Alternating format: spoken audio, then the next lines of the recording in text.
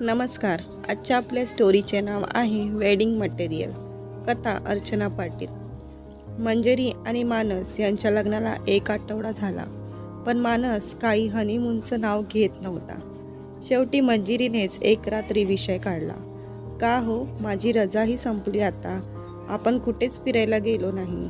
माझ्या मैत्रिणी शिमला, कुलू, फार नाही तर महाबळेश्वरला तरी जातात. जाऊन नंतर आई बाबा काय म्हणतील. अजून अख्खं आयुष्य पडलंय. झोप आता. काय बोरिंग आहे हा. आईबाबांसाठी हनीमूनला जायला घाबरतोय हा. मनातल्या मनात नवऱ्याला 2-3 शिव्या देऊन मंजिरी झोपली. दुसऱ्या दिवसापासून मंजिरी आणि मानस दोघेही ऑफिसला जायला लागले. संध्याकाळी मंजिरी 6लाच घरी आली. स्वयंपाक वगैरे आटपून ती बसली होती. तेवढ्यात मंजिरीचा दीर वेद कामावरून आला. काय मग वहिनी, चलता का आईस्क्रीम खायला? पैसे मीच देईन, चिंता करू नका. अरे वा, नक्कीच येणार मी. मंजिरी आणि वेदची चांगलीच मैत्री जमली. आठवड्यातून 3-4 वेळा तरी ते एकमेकांसोबत घराबाहेर कोणत्या तरी बहाण्याने जात होते. कधी किराणा आणायला, कधी नातेवाईकांना भेटायला. मानस आणि मंजिरी फक्त रात्रीच बेडवर थोडेफार बोलत होते आणि दिवस जात होते. मानस दिवसातून एकही फोन मंजिरीला करत नसे. या उलट वेद दिवसातून वेळ काढून एक फोन तरी न चुकता आठवणीने करत असे. एक दिवस मंजिरीने आपल्या वैवाहिक गोष्टी वेदला सांगायला सुरुवात केली. वेद, मला कुठेतरी बाहेर फिरायला जायचंय रे. तुझा भाऊ घाबरतो आईबाबांना. त्याला लाज वाटते बायकोसोबत फिरण्याची.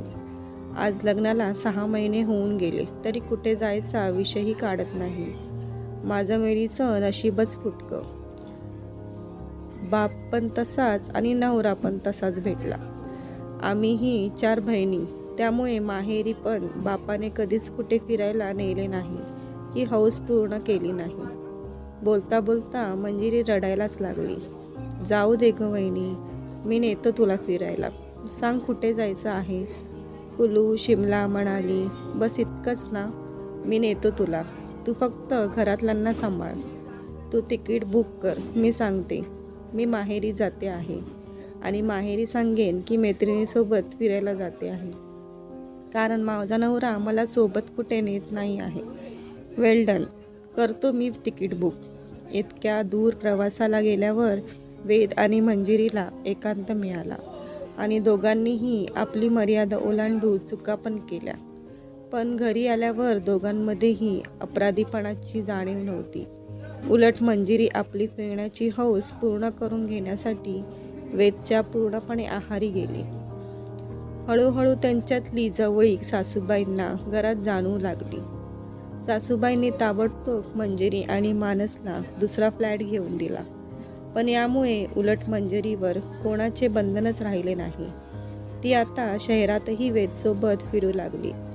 सध्या काय खुश दिसते आहे माझी राणी, मानवने विचारलं. कुछ लोग गुलजार की गजलों की तरह होते हैं, हर हाल में अच्छे ही लगते हैं मेरी जान, आप नहीं समजेंगे. सिनेमाला गेले होते मी आज. खूपच सुंदर सिनेमा होता. अहो, किचनमध्ये फॅन बसवा ना. 1 लाख पगार घेतो आपण दोघे मिळून. चालू झाले का तुझे? हो, सांगितले आहे ना मी तुला. मी तुला नाही म्हणतोय का? नेहमीसारखं तेच गुळसट उत्तर. नवीन फ्लॅटमध्ये येऊन 3 महिने झाले, पण हॉलमध्ये एका बेडशिवाय दुसरं काही नाही. 2 पाहुणे आले की लगेच शेजाऱ्यांकडून खुर्च्या मागाव्या लागतात. कंटाळा आला आहे मला या माणसाचा. वेद असता तर पहिला त्याने हॉल सजवला असता. सगळ्या मित्रांना एक पार्टी दिली असती. वेदची प्रत्येक गोष्टच निराळी. मंजिरी मनातल्या मनात कुटत होती. मानस संध्याकाळी 6ला घरी येत असे. चहा घेतला की अपार्टमेंटच्या गार्डनमध्ये गप्पा मारत बसत असे. मंजिरीने जेवायला बोलवलं की तू जेवून घे हे उत्तर ठरलेलं असे. 2-3 आठवड्यातच मंजिरीचे जेवण्यासाठी फोन करणे बंद झाले, कारण त्याची गप्पाची मैफिल त्याला मंजिरीपेक्षा जास्त महत्त्वाची असे. रात्री अर्धा 1 तास बायकोसोबत फॉर्मॅलिटी पूर्ण करणे म्हणजे लग्न का? असा प्रश्न आता मंजिरीला पडायला लागला. तर मित्रांनो, पुढील भाग लवकरच येईल आणि स्टोरी आवडत असेल तर व्हिडिओला लाईक करा आणि चॅनलला सबस्क्राईब करायला विसरू नका.